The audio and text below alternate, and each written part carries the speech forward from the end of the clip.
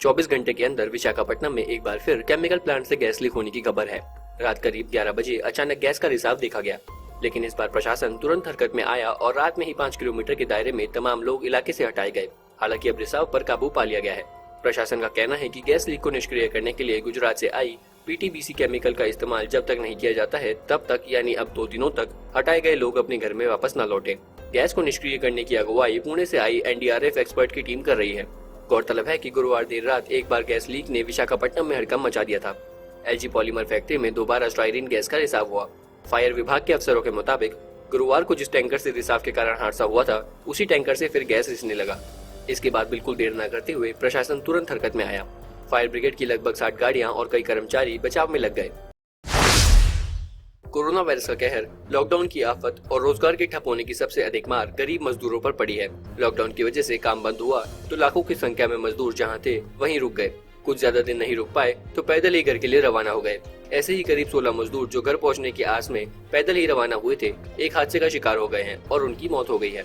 महाराष्ट्र के औरंगाबाद में Badnapur Karmad railway station के पास शुक्रवार सुबह एक मालगाड़ी गुजर रही थी। इस हादसे में 16 मजदूरों की तो मौके पर ही मौत हो गई, जबकि कुछ अन्य मजदूर भी घायल हुए हैं। भारतीय रेलवे की ओर से जारी प्रेस रिलीज के मुताबिक जिन मजदूरों की मौत हुई है वो सभी मध्य प्रदेश के रहने वाले थे और महाराष्ट्र के जालना में एनर्जी कंपनी में कार्यरत थे। 5 मई को इन सभी मजदूरों ने जालना से अपना सफर शुरू किया था।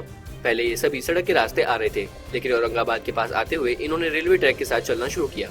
करीब 36 किलोमीटर तक पैदल चलने के बाद जब सभी मजदूर थक गए थे तो ट्रैक के पास ही आराम के लिए लेट गए और वहाँ ही सो गए।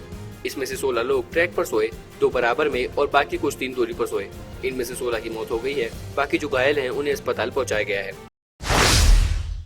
अभी तक ये माना जा रहा था कि कोरोना वायरस यौन संबंध यानी सेक्सुअल रिलेशन से नहीं फैलता, लेकिन अब चीन के शोधकर्ताओं ने पता लगाया है कि अगर कोरोना वायरस से संक्रमित मर्द किसी के साथ सेक्स करता है तो उसे भी कोरोना का संक्रमण हो सकता है, क्योंकि कोरोना संक्रमित कुछ पुरुषों के वीर्य यानी स्पर्म में कोरोना वायरस मिला है। चीन के शांक्यू म्युनिसिपल हॉस्पिटल में भर्ती कोरोना वायरस से संक्रमित 38 पुरुष मरीजों की जाँच में ये बात सामने आई है। इनमें से 6 मरीज के स्पर्म में कोरोना वायरस का संक्रमण मिला है। कोरोना वायरस से संक्रमित इन 6 लोगों में से कुछ पहले ही कोरोना वायरस की बीमारी से ठीक हो चुके हैं, लेकिन उनके स्पर्म में कोरोना वायरस का संक्रमण मिला है। हालांकि चीन के शोधकर्ताओं ने स्पष्ट तौर पर यह नहीं कहा था कि शारीरिक संबंध बनाते समय कोरोना का संक्रमण होगा या नहीं। चीन के शोधकर्ताओं ने आशंका जताई है कि कोरोना संक्रमित पुरुष के साथ सेक्स करने पर कोरोना वायरस के संक्रमण का खतरा हो सकता है, क्योंकि कुछ पुरुषों के वीर्य में यानी स्पर्म में कोरोना वायरस का संक्रमण मिला है। यह स्टडी जामा नेटवर्क ओपन में प्रकाशित हुई है। चीनी वैज्ञानिकों ने कहा है कि हमें बेहद कम संख्या में ऐसे मरीज मिले हैं। ज्यादा जानकारी जमा करने के लिए ज्यादा लोगों की जांच करनी पड़ेगी, क्योंकि ये हो सकता है कि भविष्य में corona virus sexually transmitted disease की कैटेगरी में आ जाए। साल 2020 का पहला चक्रवाती तूफान बंगाल की खाड़ी पर एक जगह स्थिर हो गया है। मौसम विभाग ने अनुमान लगाया था कि 6 से 7 मई तक यह सिस्टम चक्रवाती तूफान का रूप ले लेगा, लेकिन ऐसा नहीं हुआ। मौसम विशेषज्ञों के मुताबिक फिलहाल जो सिस्टम बना हुआ है उसकी रफ्तार बेहद धीमी है। अगले 3-4 दिनों तक यह इसी क्षमता से बना रहेगा और यह अपनी जगह भी नहीं बदलेगा। लेकिन जब ये सिस्टम चक्रवाती तूफान का रूप लेगा उसके बाद किस दिशा में जाएगा इसको लेकर अभी भी संशय बना हुआ है। बता दें कि मौसम विभाग ने पहले ही चक्रवाती तूफान को लेकर अलर्ट जारी कर दिया था। पहले अनुमान था कि ये 1 मई तक भारत में दस्तक दे देगा, लेकिन रफ्तार कम होने के कारण ये एक जगह ही स्थिर हो गया है। मौसम विभाग ने कहा है कि भले ही इसकी गति धीमी हो, लेकिन खतरा अभी टला नहीं है।